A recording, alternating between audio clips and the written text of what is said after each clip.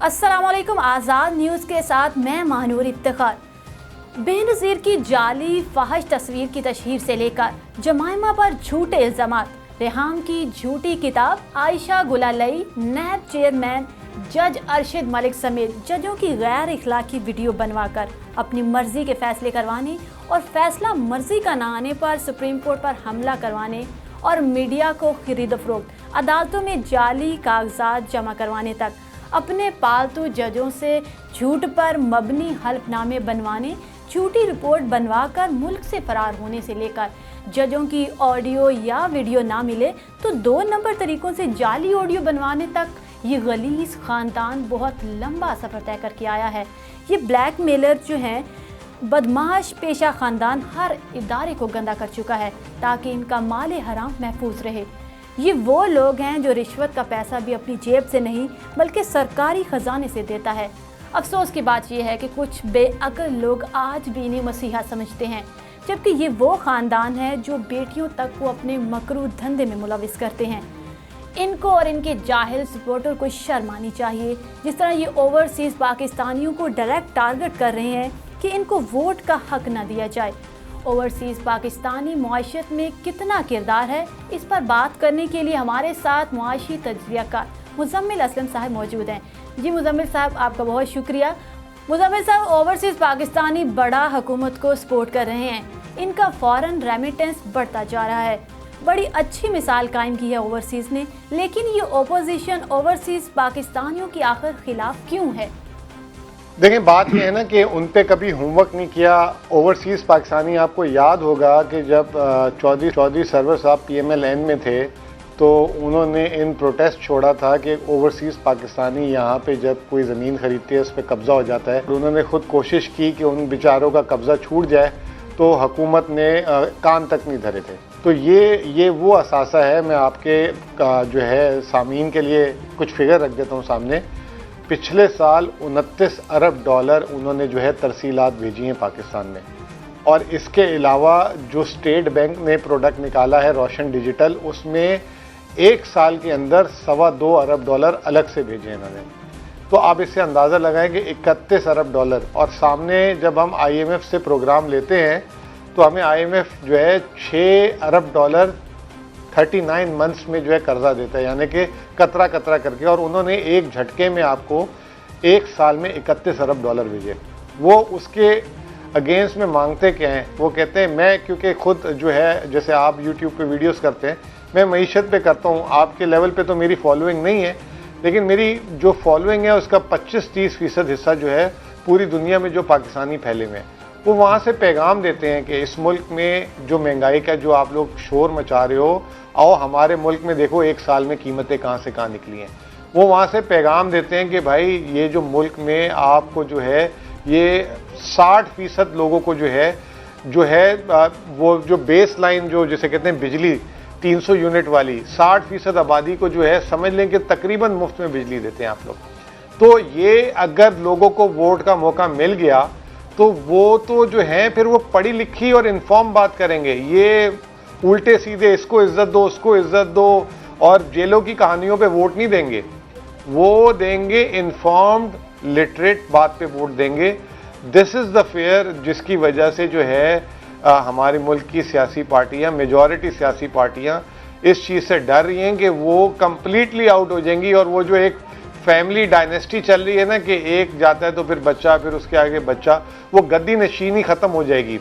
तो ये भी इलेक्ट्रॉनिक वोटिंग के बाद दूसरी बड़ी चीज़ है। और वो मैं यकीन जाने कि कोई ओवरसीज़ पाकिस्तानी नहीं कहता कि मैं पाकिस्तान आऊँ तो मेरे लिए, वो बेचारा तो वो मोबाइल फ़ोन जिस तरह हम ड्यूटी नहीं देते तो बंद हो जाता है ना, उस बेचारे का भी 60 दिन बाद बंद हो जाता है। वो फिर अगर पाकिस्तान 3 महीने के लिए आए तो वो भी ड्यूटी भर देता है उल्टा।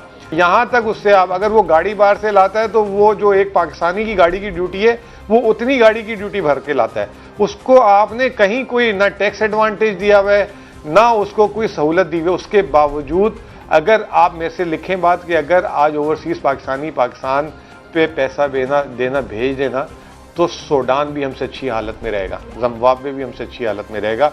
ये मईशत बगैर रेमिटेंसेस की खड़ी क्या लेटने की भी काबिल नहीं रहेगी। ये उनको बराए मेहरबानी उनको हक देंगे ना तो उनका जब कॉन्फिडेंस बढ़ेगा कि जिस मुल्क में हम पैसे भेज रहे हैं उसकी कानून साजी और उसकी हुकूमत जो अमल दखल है, तो वो फिर इन्वेस्टमेंट्स भी करना शुरू कर देंगे पाकिस्तान में, जो है अपनी फैमिलीज को सपोर्ट करते हैं। अभी तक रेमिटेंसेस में हमारे जो अमीर ओवरसीज पाकिस्तानी हैं वो पाकिस्तान में कारोबार के लिए पैसा नहीं भेज रहे। जिस दिन वो भेजना शुरू कर देंगे तो फिर हमारी जान छूट जाएगी कि जी चीन से क्या आ रहा है, जापान से क्या आ रहा है, अमेरिका से क्या आ रहा है। जनरल साहब, हम आपकी तरफ आएंगे। आप बताइएगा कि ओवरसीज पाकिस्तानियों के बारे में ओपोजिशन की जो राय अब तक मुझे समझ आई है वो ये है कि इनसे हमें चाहिए तो सब कुछ, लेकिन इनके बदले इनका जो एक बुनियादी हक है वोट का, वो भी ना दिया जाए।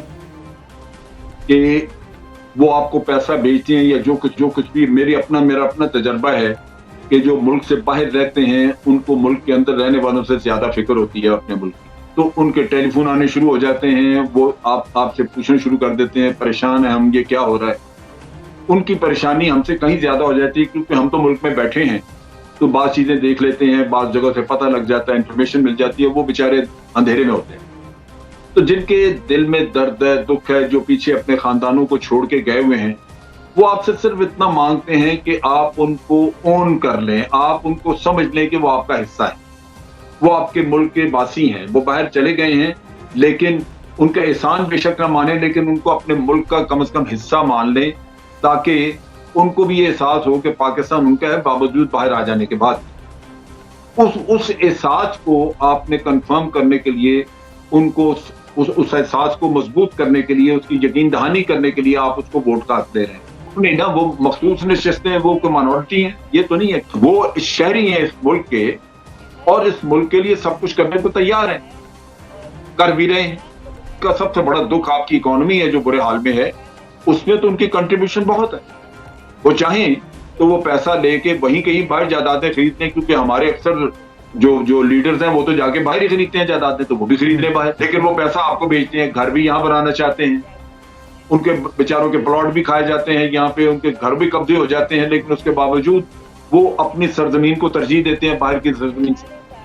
तो उनका, और अगर मैं उनका, जैसे हमारे लीडर्स ने बाहर दुनिया बनाई भी है, मगर उन दोनों का मवाजना करूं तो वो तो उनकी पांव की खाक के बराबर नहीं है ये हमारे लीडरान, क्योंकि वो तो बेरहम है, उनके अंदर तो दर्द ही नहीं है इस मुल्क का।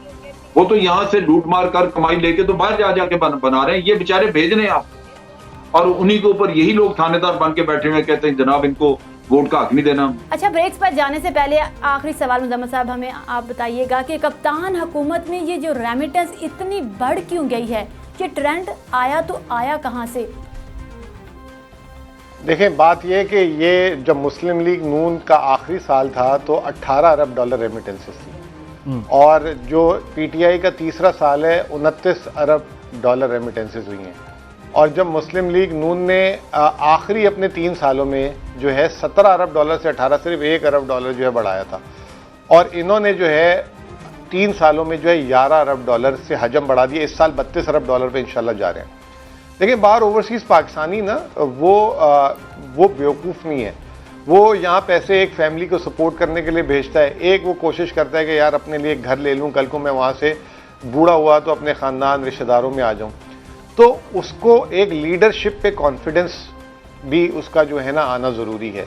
और आप यकीन जाने कि जिस तरीके से ये रोशन डिजिटल और रेमिटेंसेस में पैसे आ रहे हैं, पिछले साल लोगों ने कहा था आधे हो जाएंगे कोविड के बाद और ये आएंगे नहीं। वर्ल्ड बैंक, IMF जैसे इदारों ने भी बोल दिया था, लेकिन उल्टा वो जो है उसकी रफ्तार 30% से बढ़ गई। तो ये जो अभी जनरल साहब ने बात बोली ना कि उनके दिल में एक तो दर्द है कि भाई ये पाकिस्तान में परेशानी ना हो, तो उन्होंने उसकी एक तो रफ्तार बढ़ा दी। दूसरा, उन्होंने ये देखा कि भाई जब इधर की लीडरशिप इस टफ टाइम में जो है उन्होंने जो है स्मार्ट लॉकडाउन लगा के 1200 अरब का रिलीफ फंड दे के स्टेट बैंक से अलग उन्होंने स्टिमुलस दिलाया है, तो हम भी हिस्सा डालते हैं। माजी में क्या होता था कि बाहर से अगर कोई ऐसे टफ टाइम आते थे, आपको याद होगा 2005 के जलजले हो गए या उसके बाद सैलाब हो गए 2016 में, और उससे पहले 2010 में, बाहर से ओवरसीज पाकिस्तानी मदद के लिए आता था। तो यहाँ पे अब वो जो है एटलीस्ट उनका एक कॉन्फिडेंस है कि जो every penny they are sending, वो जो है वो राइट जगह पे पहुंच रहा है और उसका मिसयूज नहीं हो रहा। तो ये एक वजह है जिसकी वजह से, अच्छा इसमें वो पहले तो जो है मुस्लिम लीग नून के एहसन इकबाल साहब, वो लगे होते थे कोई और दलीलें देने। अब उन्होंने परसों कोई एक हफ्ता पहले या महीना पहले एक दलील दे दी, पाकिस्तान में अकेले नहीं बढ़े, बांग्लादेश में भी रेमिटेंसेस बढ़ गई हैं। तो वो जस्टिफाई करना शुरू हो जाते हैं, भाई आपको क्या तकलीफ है अगर पाकिस्तान में रेमिटेंसेस आ गई हैं, पाकिस्तान की मईशत की और या पाकिस्तान की तामीर में वो हिस्सा डाल रहे हैं, आपके दौर में नहीं आए तो दूसरे को आप डिस्क्रेडिट करना शुरू कर देते हैं, उल्टी सीधी बातें करना शुरू कर देते हैं।